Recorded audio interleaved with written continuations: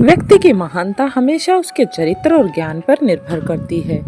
एक बार की बात है, किसी गांव में एक पंडित रहता था। वैसे तो पंडित जी को वेद और शास्त्रों का बहुत ज्ञान था, लेकिन वह बहुत गरीब थी। ना ही रहने के लिए अच्छा घर था और ना ही अच्छे भोजन के लिए पैसे।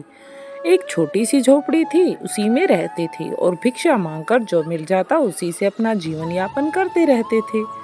एक बार वह पास के किसी गांव में भिक्षा मांगने के लिए गए।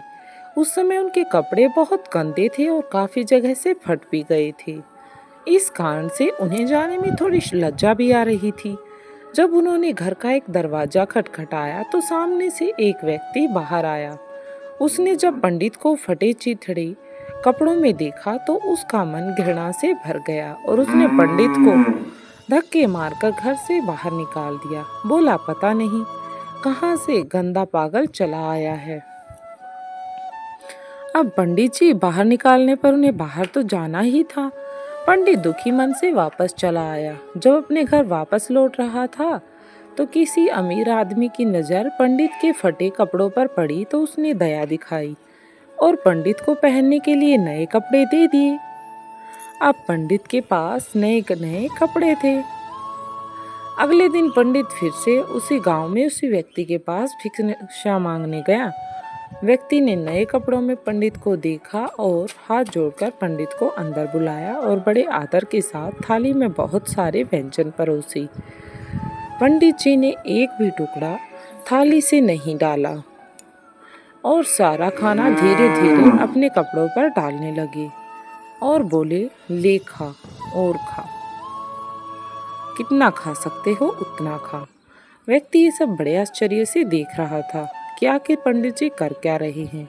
तब अंत में उन्होंने पूछ ही लिया कि पंडित जी, आप यह क्या कर रहे हैं? सारा खाना आपने कपड़ों पर क्यों डाल दिया है?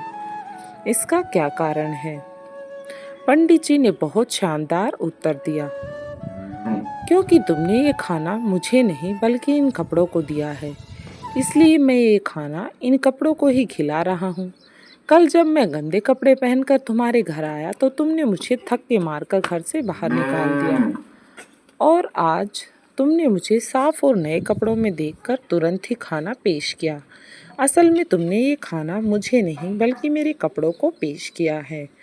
वह व्यक्ति यह सुनकर बहुत दुखी हुआ और उसे अपने आप पर शर्म भी आने लगी। मित्रों, किसी व्यक्ति की महानता उसके चरित्र और ज्ञान पर निर्भर करती है, पहनावे पर नहीं। अच्छे कपड़े और गहने पहनने से कोई व्यक्ति सुयोग्य नहीं बन जाता, उसके लिए अच्छे कर्मों की जरूरत होती है। यही इस कहानी की प्रेरणा है कि हमें हमेशा ही ज्ञान को देखना चाहिए, ना कि कप और इज्जत शोहरत को। स्टोरी अच्छी लगी हो तो दोस्तों के साथ भी इसे शेयर करें और चैनल पर नए हैं तो चैनल को सब्सक्राइब जरूर करें। हाँ, वीडियो को लाइक करना ना भूलें, कहीं भूल जाएं। धन्यवाद।